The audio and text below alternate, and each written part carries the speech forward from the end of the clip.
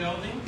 And I also want to thank the elected officials, and we have representative from Congresswoman Barbara Lee is here, and we have Maryland State Senator Mary Washington here, and we also have Councilwoman Amelia Parker is here from Tennessee.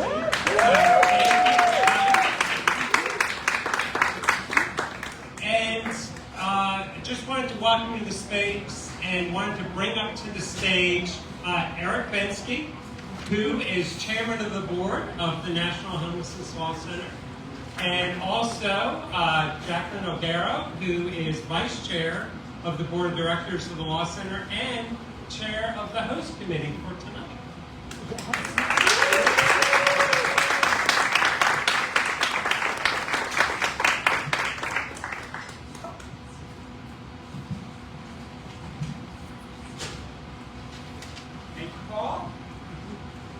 Good evening, everyone, and thank you so much for being here tonight.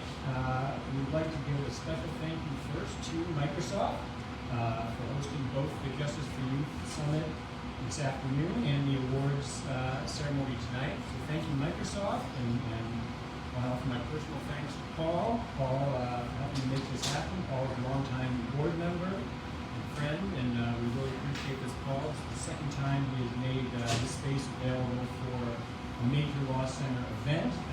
We also were here at the 30th anniversary of the law center, which was several years ago now, and the space is even better than it was then. So thank you so much, Paul.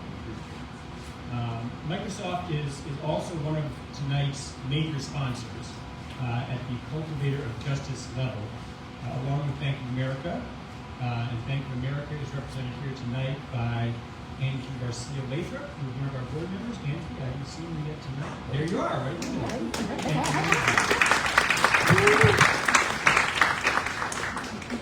We'd also like to give special acknowledgement to our presenting Builder of Justice sponsor and longtime pro bono supporter, Goodwin Proctor. The law firm Goodwin has supported our work over the past several years, and we appreciate its generosity again tonight. Finally, we'd like to thank our Leader of Justice sponsors, including Board Member Jeffrey Symes, who is a partner at Goodwin, and the National Association of Realtors. The support of all of these major sponsors is critical to the success of this event, so we thank you all. And boy, you're all such a nice looking group. Nice to Jackie. Thank you. Thank you. And thank you to indeed all of our sponsors, many of whom are here with us tonight. We deeply appreciate all of your support. And I echo Eric's sentiment that this work could not have been done. The work that we do towards the Law Center's mission, which is to fearlessly advance federal, state, and local policies to prevent and end homelessness. Without your crucial support, this would not be possible. At the Law Center, housing is a human right. And last year, we renamed this event to emphasize this critically important commitment. As the chair of the host committee, I'd like to thank all of our fellow hard-working members of the awards and host committee who share this belief with us. And to those of you who are here tonight, if you don't mind, please stand or wave a hand so we can all give you due applause for all the hard work you've done.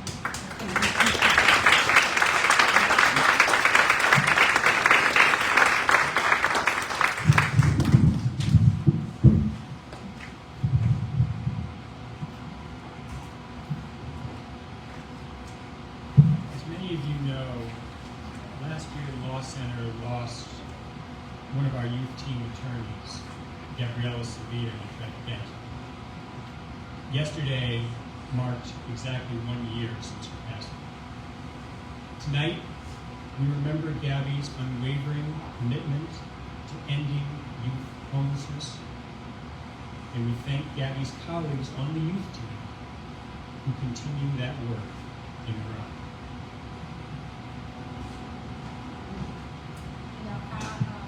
Gabby was a very special person, so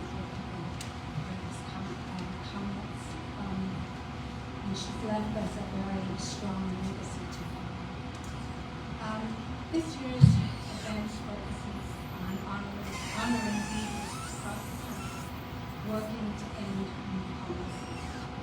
As you will hear, these exemplary awardees with us tonight are journalists, and pro bono attorneys, and elected officials at the local, state, and federal levels who share our conviction that we are not doing enough to end this unnecessary epidemic of homelessness, but yet have found ways to elevate and respond to the needs of unhoused people and their families. It may shock you to hear that 1 in 30 American children are homeless, and the average age of an unhoused person in the United States is just 11 years old. Black families with children comprise of over half of our unhoused families, and 1 in 4 teens are forced to leave home because they've come out to their families.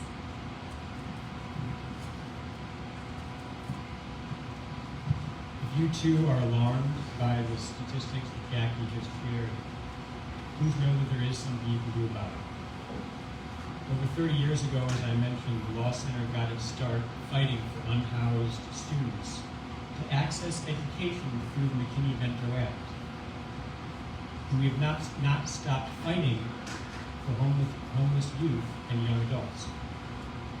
Throughout this evening, you will hear more about the new strategic directions of the Law Center and the many ways for you to engage with us, from partnering together on pro bono services, to joining our Homeless Action legal team, to supporting our work with your time and money. Before we present our first awardees, we want to recognize the gorgeous photography on display tonight, entitled Through Our Eyes. This photo exhibit is organized by Street Sense Media and is their first photography publication and exhibit featuring images created by Street Sense Media artists over the past year. We want to thank everyone from Street Sense here with us tonight and invite you to please check out their photography book that is on sale at the Legislature. Now, it gives me great pleasure to introduce one of our newest staff members at the Law Center, Jessie Ritson. It's really fresh and new. We've got great plans for Jessie, despite what the job description says. But Jessie is our new Housing Not Handcuffs Campaign and Communications Director, who will present our first award tonight. And thank you all for being here, and please enjoy the rest of the evening.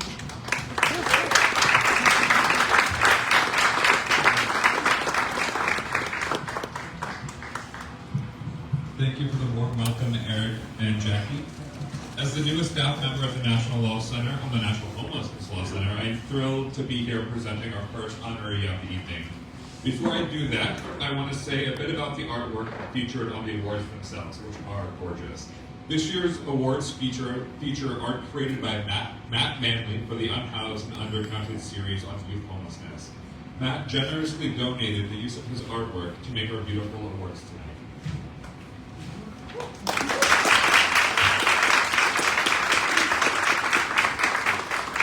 Now on to our first awardee. I'm delighted to present tonight's Stewart B. McKinney Award, named for the late Congressman, who was the primary sponsor of the landmark legislation, the McKinney Vento Act, the McKinney Vento Homeless Assistance Act.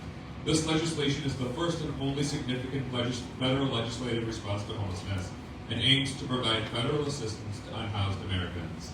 The McKinney Award is bestowed upon individuals or organizations that have raised awareness about and invent solutions to end homelessness and poverty. Tonight, we present this award to the entire team of journalists with the Unhoused Undercounted series, from the Center for Public Integrity, the Seattle Times, WAMU DCist, and Street Sense Media. The Unhoused Undercounted series has used the tools of excellent journalism, interviewing, storytelling, and data collection to raise the public's consciousness about youth homelessness. The Law Center was honored to provide interviews for this effort, and we are grateful to all of the journalists here tonight who chose to use their platforms to raise awareness of the educational crisis facing homeless youth in the United States. And now we are delighted to present the Stewart B McKinney Award to 4 media organizations at the helm of the Unhoused Undercounted series: the Center for Public Integrity, WAMU DCist, the Seattle Times, and Street Sense Media. The Seattle Times could not be here tonight, but joined us in thanking their fellow awardees for this work. I'd like to invite Corey Mitchell from the Center for Public Integrity, Erica Hayes and Teresa Furtado from WAMU, and Kayla Roeder from Street Sense Media to come up.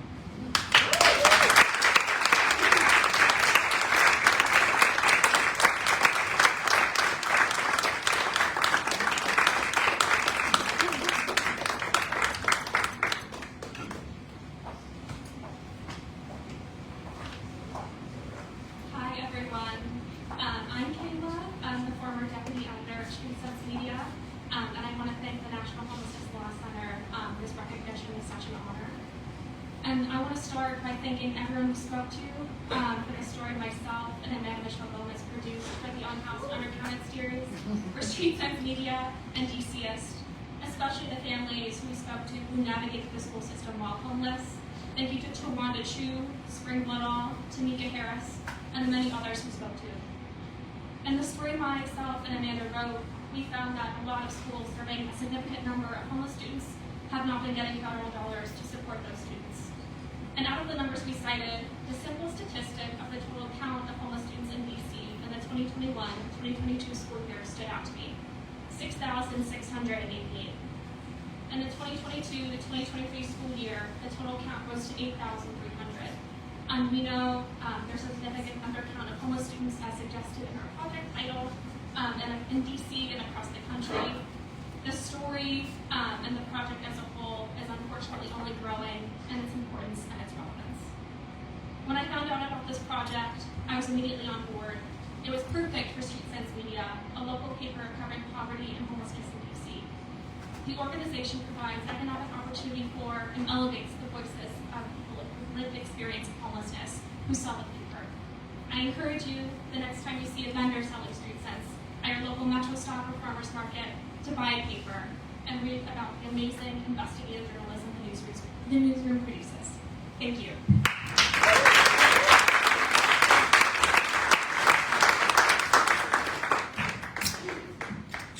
Thank you. I'm Erica Hayes, General Manager of WAMU, and I'm here with our Executive Editor, Teresa Furtado, to accept this award from the McKinney Award from the National Homelessness Law Center on behalf of our entire newsroom, but especially for our editor and our reporter who couldn't be here tonight, Eric Volcaro and Amanda Gomez. They worked with Street Sense Media and the Center for Public Integrity on this story. And for WAMU, we've had a long history, 62 years, telling stories in all corners of our community. We've been committed to amplifying the many diverse voices found throughout the Washington, D.C. community, and this time we landed on hearing some of the voices from our most marginalized communities. So we're here to celebrate the triumphs and document some of the struggles that we all face. We don't make these stories, we simply find the change makers and add volume to their stories. This award-winning story is about a champion, Tawanda Chu, who was a single mother who sought access to education and housing stability for her children, a right that many of us take for granted. If through our reporting, others can learn how to help themselves, or leaders can see the challenges faced by the families trying to access services and improve upon their delivery, we are all winning. Thank you for this honor and privilege.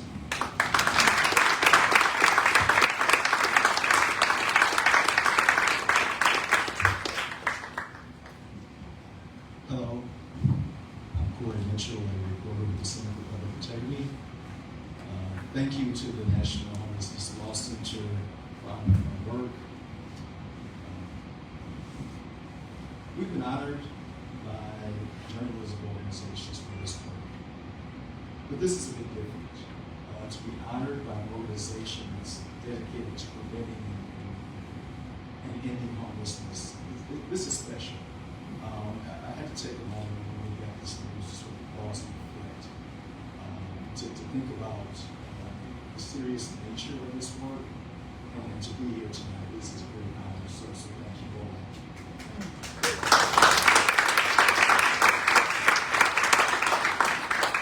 I want to recognize my colleague, Ashley Clark, who's with the camera in front here. She helped forge this partnership with these tremendous news organizations. We knew that we wanted to work with people who understand, who understood the nuance and complexity that this reporting would require. We said, hey, we want to work with them, and Ashley went to work and make it happen. Also want to acknowledge my reporting colleague in the Bureau, my editor, Jamie Smith-Hopkins, who will not be here tonight, and also the project homeless team from the Seattle Times, who were all crucial to the success of this series of work. We started down this path because our editors wanted to find out how the end of the national eviction moratorium would affect young children across the country. But along the way, we found this much richer and much more complex story about how hundreds of thousands of children who experience homelessness every year are falling through the cracks, unrecognized by schools. They suffer in school because of this lack of recognition. They graduate at much lower rates, and it places them at higher risk of falling into situations that can continue homelessness well into young adulthood. And with our work, we realized that we needed to really go after this and try to pursue it and make a difference. And I think we have.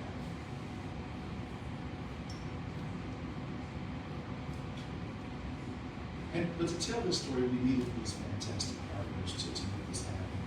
Together, we uncovered problems, as it's noted right here in Washington, D.C., but also all the way out to Washington State with the local Seattle Times. But we also found solutions, places that were finding ways to connect with these students and get them across that line to high school graduation, and supporting them as they move into post-secondary training or post-secondary education. And it also created the opportunity for lawmakers to recognize and understand this problem and to create change. In Washington State, the legislature doubled, we repeat that, doubled the amount of money dedicated to funding student programming to help students who are experiencing homelessness. Members of Congress have contacted school leaders in their districts to say, hey, this is a problem. What do you need from us to address this problem? In addition to our founding partners, as we call them, news organizations in 6 other states took our reporting or our assistance and produced their own stories. We're hoping that their work in those states will help lead to change as well.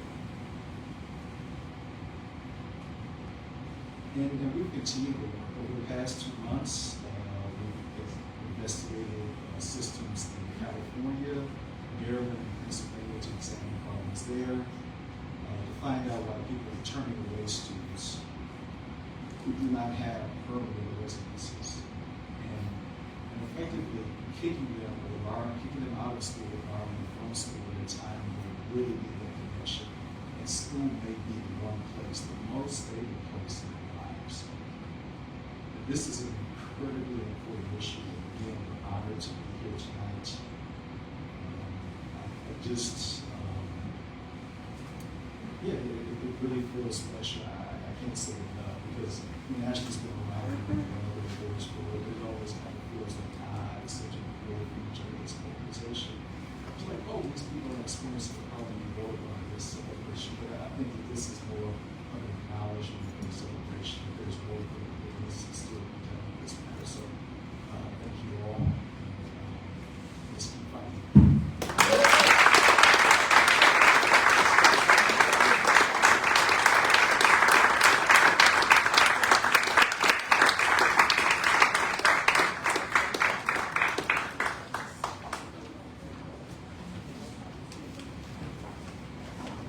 Get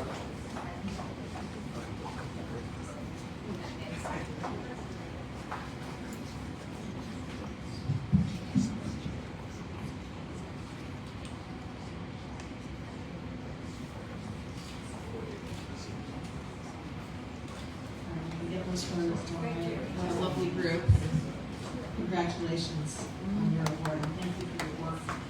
Good evening. My name is Kirsten Johnson Obi. I hope everyone can hear me, and I won't make this mic go bad. As a long-term, but now former board member of the Law Center and current member of the awards host committee, I am very pleased to be here this evening, and it is great to see so many old friends and new friends here tonight. The Bruce F. Vento Award is named for my former boss, Congressman Bruce Vento, for whom I had the honor of working for 15 years. Sue Vento, Bruce's widow, was unable to join us tonight, so I am pleased to present this year's Vento Award to Congresswoman Barbara Lee. Bruce's service overlapped with Congresswoman Lee for just a couple of years, but I know he would not be surprised at her ongoing commitment to service and for those in poverty with great unmet human needs. Born in El Paso, Texas, Congresswoman Lee graduated from college in Oakland in 1973 and earned her master's in psychiatric social work from the University of California in Berkeley in 1975. While there, she started a community mental health organization geared specifically to the needs of the Black community in Berkeley, whose mental health issues stemmed from socioeconomic and political systems that her clients faced. After witnessing the depth of poverty, homelessness, unemployment, and inadequate mental health care in the community, Congresswoman Lee took her advocacy to the California State Assembly and the State Senate before being elected to Congress in 1998. There, she has stuck to her social worker values and roots, often focusing on the intersections of poverty, child welfare, and racism. She has an unwavering commitment to protect social safety net programs, remembering her own experience as a young mother in need of public assistance. In her support of the Housing for All Act in 2022, Congresswoman Lee said, "Every person in this country deserves access to safe, affordable housing." We are in the midst of an historic affordable housing and homelessness crisis as rent and home prices continue soaring throughout the country. "I believe," she said, "that housing is a basic human right, which is why I am so proud to support this bill." Congresswoman Lee is a champion for ending child poverty and has called for the restoration of the child tax credit and accountability measures to ensure progress, stating that poverty is a policy choice and Congress has the power to choose to end it. She also supports the establishment of a commission on truth, racial healing, and transformation, calling it a moral imperative. For all these reasons, we are honored to present Congresswoman Barbara Lee with the 2023 Bruce F. Vento Award. And accepting Congresswoman Lee this evening, I'm able to be here right now, but we are very pleased to have Greg Adams, Barbara Lee's Legislative Director, who's going to be accepting on her behalf.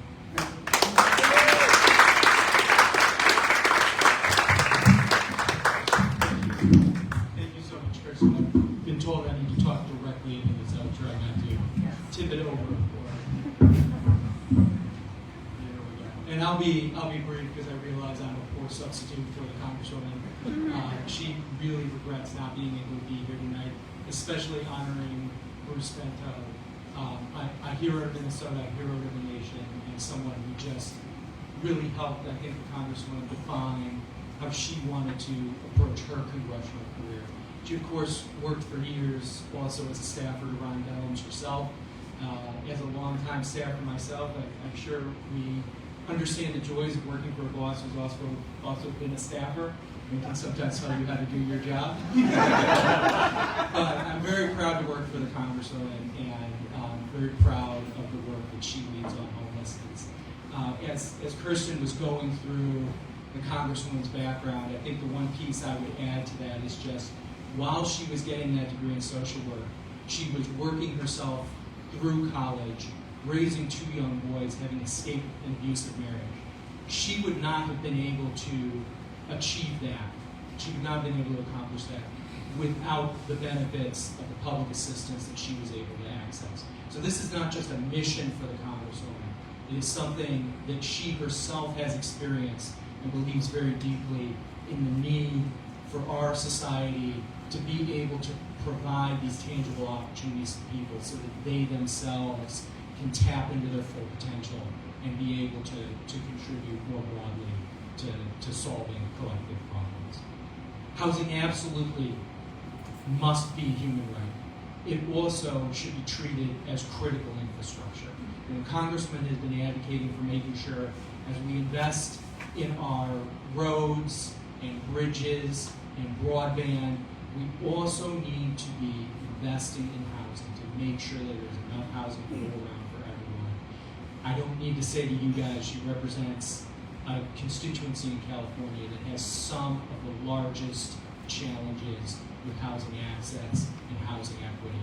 And she is out there fighting every day to make sure everyone has a roof over their head, whether it's in her role as a senior appropriator or in her role as the chair of the Democratic Caucus Task Force on Poverty and Opportunity. I just want to mention and give a plug for one thing that we're working on right now, a new piece of legislation we introduced earlier this year. It's called the Deposit Act. And the goal of the Deposit Act is to provide the resources so that every PHA across the country has the resources to provide deposit assistance, security deposit assistance to everyone holding a Section 8 voucher, and also under the HOME program, being able to provide assistance for security deposits for everyone making 60% AMI or less. We have, in this country, subsidized down payment assistance for first-time home buyers for a long time. It's about time we actually help people who can make monthly rent but just have trouble coming up with that 2 months rent to get a roof over their head. It's time for us to make this happen. So again, thank you so much. Thank you to the National Homelessness Law Center for all the work that you are doing, the advocacy, the organizing, and the work to make sure that we make housing a human right for everyone across this country. Thank you so much.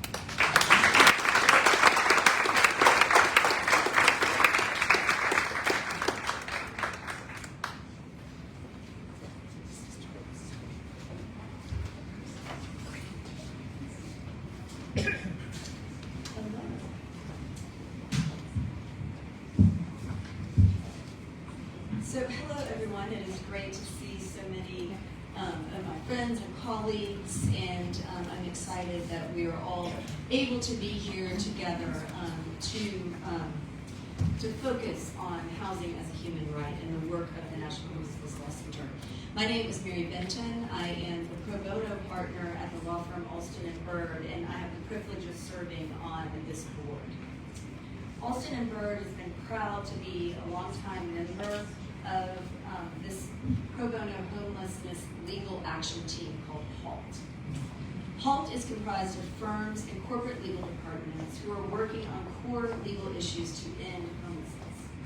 So we want to take a quick moment to recognize all of my fellow members of HALT that you see on the screen, and particularly I'd like to call out those who are also sponsors of tonight's event. That includes Latham & Watkins, Sullivan & Cromwell, Simpson Thatcher, Microsoft, Deckert, McCarter & English, and Goodwin Procter. Thank you to all of you.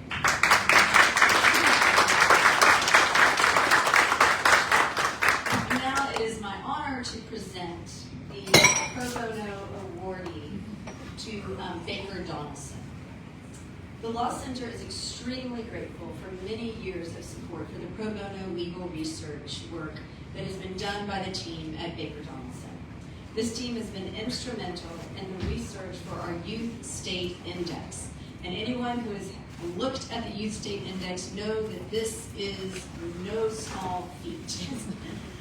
They have contributed significant legal research on the relevant laws and policies that inform the index's content.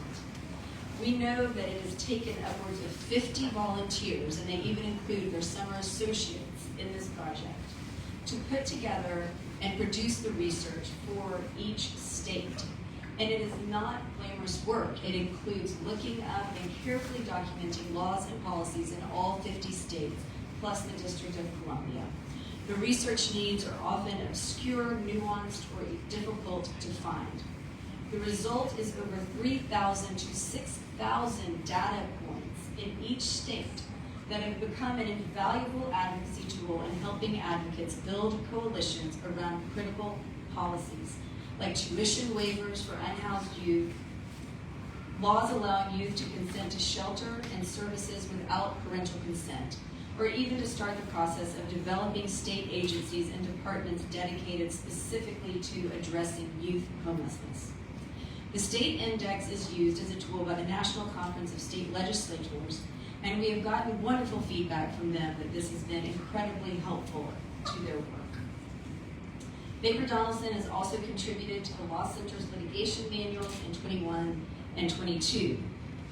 On behalf of the Board of Directors and the staff of the Center, it is my honor to present the 2023 Human Rights to Housing Pro Bono Award to the team at Baker Donelson. So I'd like for Kat Statman to come up and accept.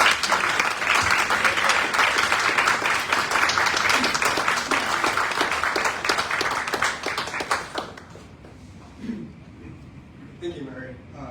On behalf of Baker Donelson, I'm pleased to accept this award. My name is Kat Statman. I'm a shareholder in the Baker Donelson Houston office. I'd really like to thank the National Homelessness Law Center, not only for the honor of this award, but for the opportunity to work with them on this important project. As Mary alluded, the State Index project we've been working on for a number of years takes countless hours and multiple associates that we utilize across the entire firm and our server associates. It's not glamorous, it's not easy, but it's important. Over the past few years that I've been involved in the state survey project in a variety of capacities, it's not only been elucidating to see the complex legal frameworks that many unhoused youths are operating within, but more importantly, often how our various legal systems do not match these individual key needs and concerns. Working on this research and seeing the end product of the reports in the Law Center's report every year has been incredibly motivating. And just this evening, I learned that this report was instrumental in passing some new legislation in Minnesota that without the index and the work of the National Homelessness Law Center would never have happened.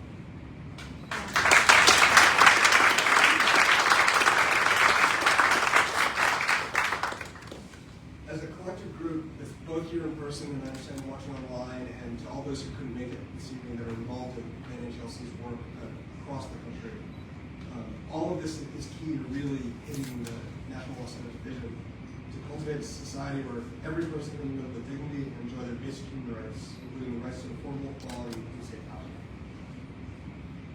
But to also see how this work filters down into our local communities and organizations, like where I see with some of our local programs in Houston, Texas, where I live, where people are actively using the work from the National Law Center to help within their individual smaller programs is truly an honor. It's really important. But we're not done yet, and there's still a long way to go. I look forward to continuing my role and working with the NHLC as we finish the State Index project this fall, and continuing to work with both Katie Meyer Scott and Jeremy Payne, who've been invaluable partners for the past while. Again, thank you to the NHLC for this award, but more importantly, for the opportunity to work with you both now.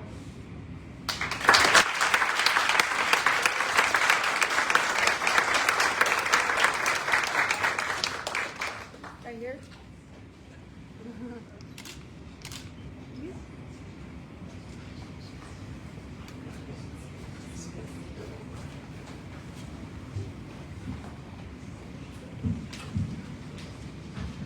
Good evening, everyone. My name is Katie Meyer Scott, and I'm the Youth Homelessness Director here at the Law Center. I'd like to say thank you again to Kat, Tim, and the team at Baker Donelson. It's always a pleasure to work with them, and I am so pleased they are recognized tonight. I would like to thank all of our honorees tonight for their work on ending youth homelessness, and I'd like to take a few minutes to share more about what the youth team has been working on at the Law Center. At the beginning of this year, we embarked on a fact-finding mission to try to figure out why some states that score high on the index still struggle the most with youth homelessness. We had our suspicions. After all, homelessness is a housing problem, and the index didn't directly address housing policy. but we knew we couldn't move forward in an accountable way until we spoke with young people who are or have been homeless. With our partners at True Colors United, we convened a series of working groups with youth who represented identities that are overrepresented among unhoused youth. Youth with disabilities, trans and non-binary youth, youth who have interacted with the juvenile legal system, undocumented youth, youth who have experienced family violence, parenting youth, and Black and brown youth. From these working groups, where we paid youth for their time and expertise, we were able to craft a new set of metrics focused almost exclusively on housing, an enforceable right to housing, mandatory accessibility of housing, ensuring the habitability of affordable or public housing, and what services are needed to maintain housing and more. As a result, nearly half the metrics in the new index, which is launching later this year, relate to housing policy. Now, the good news is that this better reflects the systemic issues underlying youth homelessness. The bad news is that most states will receive a failing score on these new metrics. But we have to start having this conversation now. We have to stop pretending that reforming the existing system, where housing is treated as a commodity and that commodity thrives on scarcity, is going far enough or doing enough. We have to stop treating housing as an investment or as a retirement strategy or as a way to diversify your portfolio and move towards a system where a house is just somewhere you live and everyone gets one.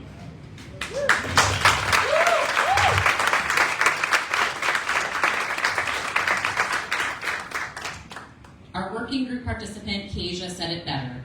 Housing shouldn't be something that you hope to get. It should be a given.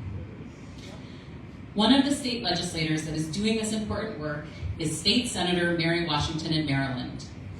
During her time in the Maryland House of Delegates and Maryland Senate, Senator Washington has been a persistent, passionate, and progressive champion of solutions to youth homelessness. Her many legislative successes include creating the state's first interagency task force on youth homelessness, establishing a statewide youth count, establishing a college tuition waiver for unhoused students, creating a state program to fund housing and services specifically for unhoused youth, and establishing that minors have the legal capacity to access homelessness shelter and services. Senator Washington's youth-centered and fearless leadership has unequivocally changed the landscape of youth homelessness policy in Maryland. We are so pleased that Mary Washington is here with us tonight, and we are proud to give her this award and look forward to continuing to work with her.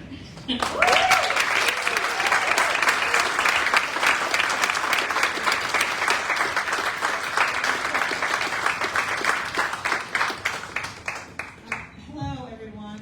It's wonderful to be here. I bumped a couple of folks so that I could be here. That's how I had some important engagement, which is all of you. Thank you so much for being here. I think certainly the last 2 years has really brought into huge relief home and housing and the importance of home and housing as a place of where we retreat for safety, right? And frankly, since March of 2020, where most of us stayed to save our lives and those that we love. And yet in that, there were those who did not have that home and that protection. And those who are even in the systems and facilities that we created were congregate housing, it actually exposed them to greater risk. So when I think about the work that we've done over the last 11 years to address specifically youth homeless or unaccompanied homeless youth homelessness, it just reminds me just of how far we have to go. But as we are all here today and recommitted ourselves every day to ensuring that individuals have access to a safe, affordable home and community and work that they can find meaning in. I'm really honored to be recognized as a part of your struggle and a part of this work. I'm so humbled that my good friends and partners in this work from day one Valerie Aston Thomas, and Ingrid Laughlin. Ingrid of the Homeless Persons Representation Project. I remember it was my second year as a delegate, and they brought in some young people from the Youth Empowerment Society, which was a mutual aid society in Baltimore City that was creating, mutual aid in that, early 20th century a model of wanting to help other unaccompanied homeless youth or other youth that didn't have homes. And I remember them coming into the office, and they just said, we want a bond bill. We want housing. And I thought, oh, this is nice. It's young people want to help other young people. And it began a journey for me just to understand just how deeply we as a society have not fully supported and placed aside some young people. How we didn't recognize that they are not simply runaways, that they are not just engaged in youthful indiscretion and just bad kids, but that we have young people who are relying on themselves and each other to provide each other homelessness. And I said to them, we as the state of Maryland should be ashamed that we are relying on you to take care of yourselves, and that somehow you managed to not get involved with the juvenile justice system. Somehow you have managed to try to find a way to create supportive housing, and we haven't given you one penny for that. So I said, I like the idea of a bond bill, but let's look at it as a whole. And I looked at our existing committees, I looked at our task force, and there was not one, there was literally not, ironically, a home for homelessness in the policy line of the state of Maryland. There was no place. There were condos and trusts had a home and all kinds of things, but homelessness didn't have a home. So bringing that issue of homelessness, as well as specifically youth homelessness and the homelessness associated with individuals who are unaccompanied.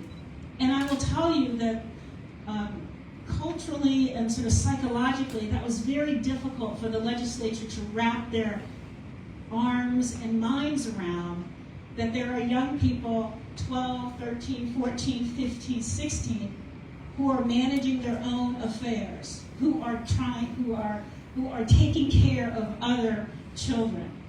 And even that reluctance to admit that in one of the richest states in the country, that this was being allowed to exist, there were some legislators who actually blocked some of our legislation because they just could not wrap around it. But we were relentless in our pursuit. That's another adjective you can say, stubborn or relentless in my pursuit.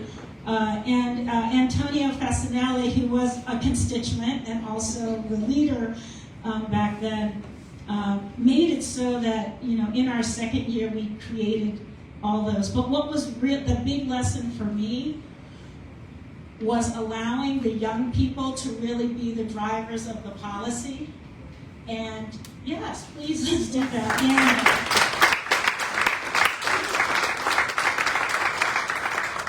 And yes, I'm a sociologist and I can do data and I can think about what's best, etc. But to be humble enough and trust enough in their instincts about what they need, to let them be the ones that testify. And yes, maybe I wish you didn't have that tattoo on your neck like that, or maybe there was a shirt, but you know what, that's who they are, and they have a right to be heard, and they are citizens, and so it was really a good lesson for me to be able to stand beside and not in front.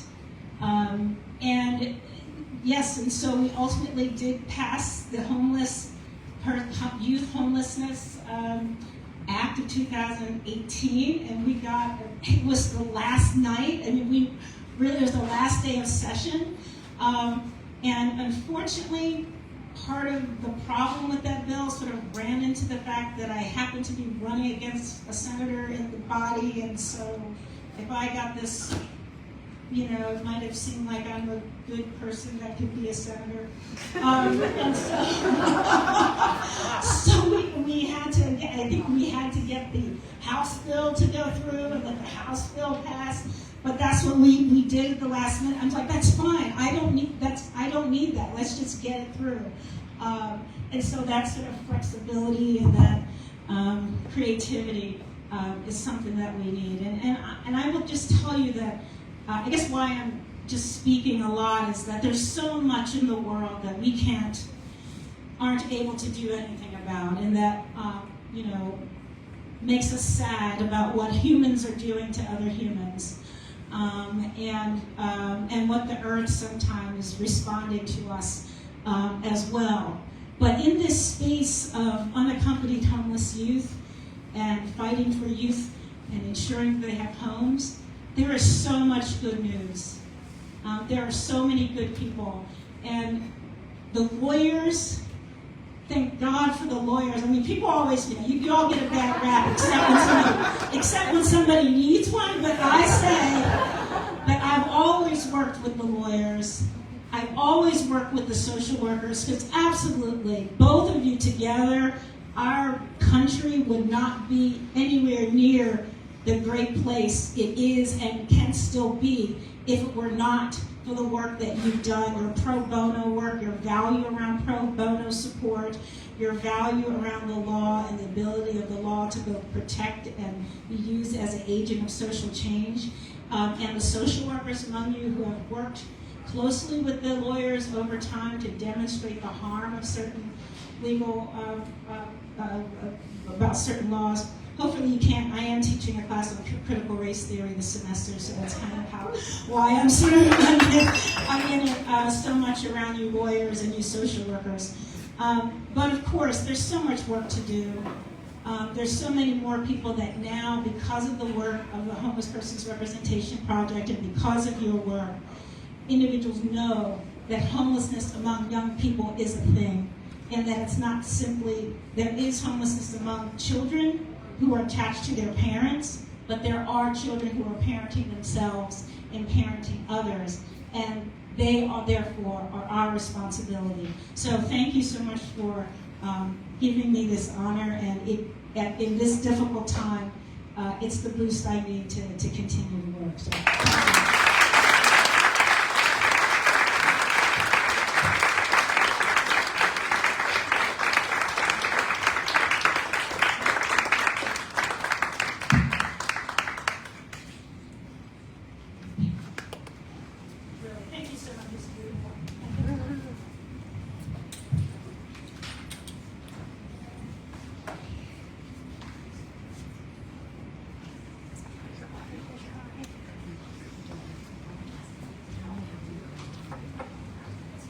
Good evening. Dwight and I have two very important items to do in our time with you tonight. Right, Dwight? Yep. They need two people to do two things. So that's why we're up here together. Honored to be here with you. Congratulations again to the youth team for all their work. I know some of them are out there, so thank you very much. The work, especially with legislators across the country, working to move the needle on important state legislation that supports unhoused youth, is critical. So we appreciate that. We appreciate all the work that Senator Washington has been engaged in Maryland. It's really impressive. My name is Angie Garcia-Lathrop. I'm joined here tonight by Dwight Pettig. We are both proud to be the co-chairs of the Fund Committee, the Fund Development Committee, I should say, on the Board of Directors. It's not funny. Sometimes it's the fun. Sometimes it's the fun committee. Sometimes we morph into the host committee for this wonderful event, which is all chaired by Jackie O'Hara, who's laughing in a corner. I hope you were inspired this evening. to hear the words of legislators, lawyers, journalists, they're really inspirational to me, for sure. We have one final and really important award. That is one of our jobs to do this evening for Dwight and I. But before we get to that, we're going to pause for a second. And I want to encourage each of you to think about your why. Why are you here this evening? What brought you to the National Homelessness Law Center Awards event tonight? Just take a second, and while you're thinking, I'll share a little bit about my way. I grew up in Tucson, Arizona, in a wonderful family, but at times there were moments of economic insecurity. And I didn't understand that as a kid, but I understood that it felt vulnerable. And that vulnerability, that sense of sort of economic uncertainty has stayed with me to today. And that's my why. It's why I spend my personal time, it's why I spend my personal resources to support organizations like the Law Center that are helping the most vulnerable people in our community, helping them by creating protections for them, creating solutions, building resources that are available to them. That's the most important thing I think of how I use my time and resources. That's my why. So if you'd like to share with me your why later this evening, I'll be hanging out, and I hope you come over and share with me your why, because I know all of you have that. But in the meantime, I'm going to ask you to think about whether that why compels you to donate to the Law Center. Across the room, you will see QR codes with options to donate right now from your phone. Or you can text HRTH-23 to 44-321. That's a lot. And that will send you a link to donate as well. Donations really of any amount make a difference. Dwight and I believe wholeheartedly in the work of the Law Center. Dwight spent a lot of time donating your personal time to the Law Center. And the purpose is what compels us. I hope you will join us in supporting the fight to housing as a human right. Thank you, Angie. As Angie shared, my name is Dwight Fettig, and I've been on the board of directors here for, I lost track, a number of years. I think I've been a part of the event, the awards event, for at least 10 years now. And it's been wonderful to see the growth of the Law Center and the impact of the Law Center and so many of our awardees. So we really do appreciate your support in any amount. And you know what? We can even take an old-fashioned paper check if you happen to have a check. So whatever works best. Now we would like to recognize our final outstanding honoree of the evening. We are delighted to present the local Legislator Award tonight to Councilwoman Amelia Parker.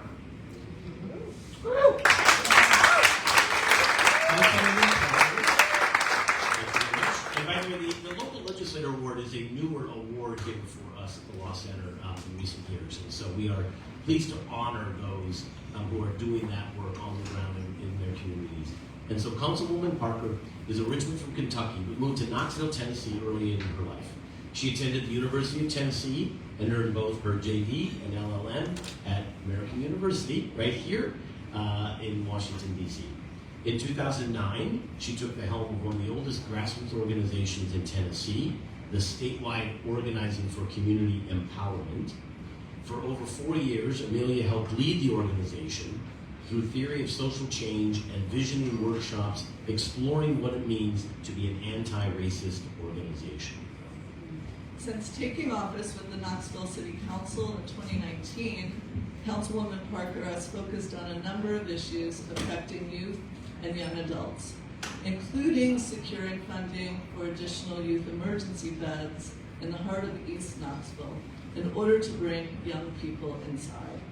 Amelia is a consistent champion for our unhoused neighbors, takes the time to talk to her constituents, and is diligent about speaking to those with lived experience. She is a true advocate who challenges unfair legislation that criminalizes homelessness and moreover puts forward resolutions that would serve our unhoused neighbors and fights discrimination. Amelia has also supported the expansion of the Homemakers program, which offers substandard and vacant lots for sale to individuals, nonprofit organizations, and businesses to create opportunities for affordable rentals, homeownership, and community land trusts. Councilmember Parker has also supported renters in her community, providing them with resources to guarantee their right to counsel in the face of an eviction.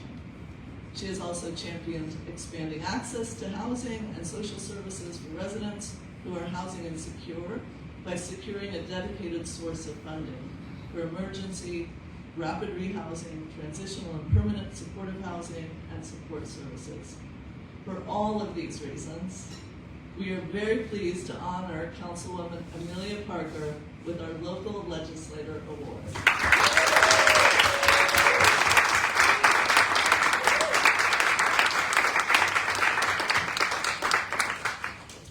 Thank you, Dwight and Angie. Your work and the work of the Law Center is so critical, especially at this time. Good evening, everyone. I am humbled and honored to receive the 2023 Local Legislator Award. After being elected in 2019, as we all know, a few months later, a pandemic hit. And while I fully anticipated that increasing our affordable housing stock through the adoption of progressive policies and incentive programs would be one of my priorities, but I did not anticipate the profound impact that the pandemic would have on our ongoing housing crisis. So I jumped into action. The first resolution I introduced and passed was one establishing an emergency fund to provide support to our service agencies that would need to scale up during this period before any federal dollars arrived. This included our mobile meals programs, our senior care programs, and our homeless outreach services, and so much more. Then came the guidance from the CDC regarding encampments. Our newly elected mayor adopted the CDC's guidance on encampments. However, she forgot to tell our police force. So, I took it upon myself to go down to the encampments and inform them of the policy and prevent the eviction of our neighbors from temporary encampments. This policy held for several months until the complaints from city residents became too much and the city returned to clearing encampments. During this period of time, I was grateful for the advocacy and support of the Law Center. At that time, at times it felt as if I was one voice pushing back on an entire city government with a full team of lawyers ready to negate my arguments. But I also had a team of lawyers behind me, reassuring me and willing to join our fight in Knoxville against our city's decision to reinterpret the CDC guidance and resume camp clearings without giving these folks an alternative place to go. Together with the Law Center, I sent a joint letter to our mayor and her staff to implore her to stop the evictions. Although the evictions continued, the letter of support from the Law Center was extremely helpful in helping educate the Knoxville community on how these actions violate the constitutional and human rights of our unhoused neighbors. I continued my commitment to working on policy to prevent the camp evictions. However, before I could introduce legislation, our state government passed a horrendous bill making it a felony to sleep on public property. Despite the obstacles put in our way, advocates in Knoxville continue to fight for the needs of our unhoused neighbors. Currently, we're working to move our city in the direction of adopting an alternative response team that can respond to emergencies resulting from living on the street without police. We are pushing for greater investment in affordable and supportive housing through our housing programs. We're working to have the right to counsel for those facing eviction recognized and then upheld in our city. And we are working to disrupt conversations about involuntary commitment. These conversations are becoming all too frequent, and it's a strategy we are now familiar with Thanks to the Law Center's recent ICCPR Shadow Report. Your work here at the Law Center is invaluable and life-giving. Thank you for all that you do for our more vulnerable community members and the support that you give to local legislators like myself. I truly believe that when we continue working together, we will win, and one day we will secure a human right to housing in this country. Thank you all.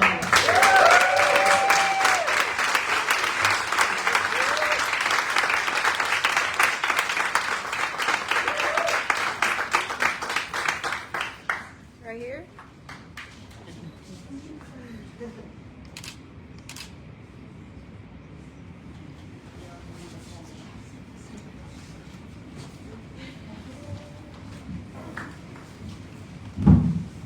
Well, good evening, everyone. First of all, thank you, Councilmember Parker.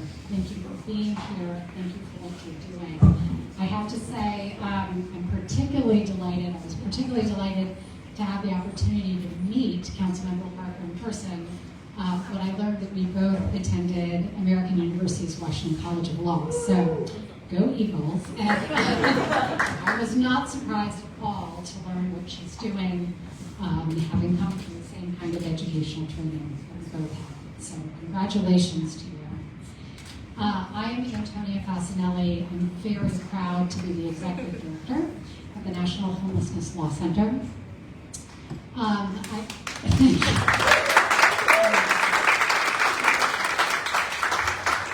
you so much.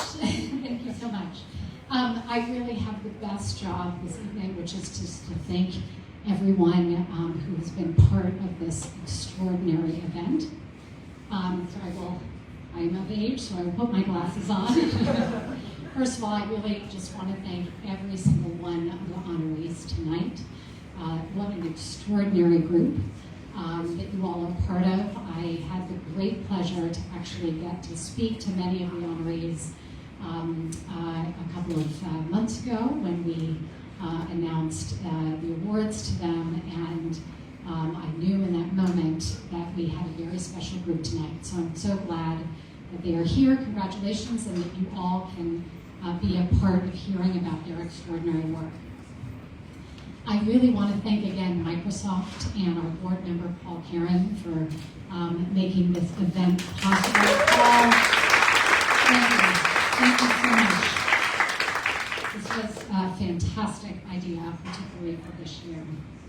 I just also want to thank, of course, the awards host committee, who really help our entire staff team and board put this event together. What an extraordinary event this year. The presenters, our sponsors, and I just want to take a minute of special thanks. Many of you know that about a month and a half ago, I suddenly became a mother and have a newborn baby at home. My spouse and I are adopting, and I just want you to know that this entire event was pulled off by the extraordinary staff of the Law Center in my absence.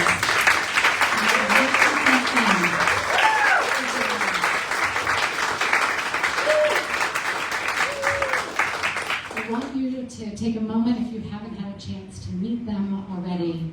Jennifer Clary and Haley Aldridge make up the development team.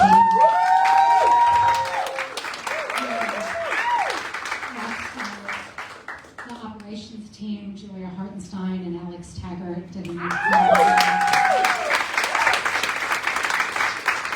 Our communications team, Erica Lopez, who's on here virtually, Udaris, thank you very much, Jesse Rabinowitz and Sam Hosian. Incredible communications team.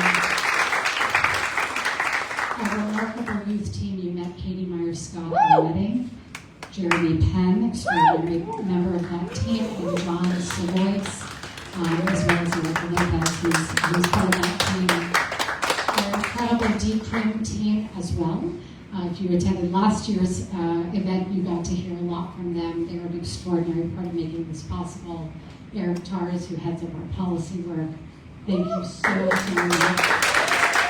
Every single one of them are the people who really made this possible, and it's a special thing as an executive director to say to a team, folks, in 24 hours, I'm going to become a mother, and to have them say, we've got you back. So thank you all very, very much for doing that.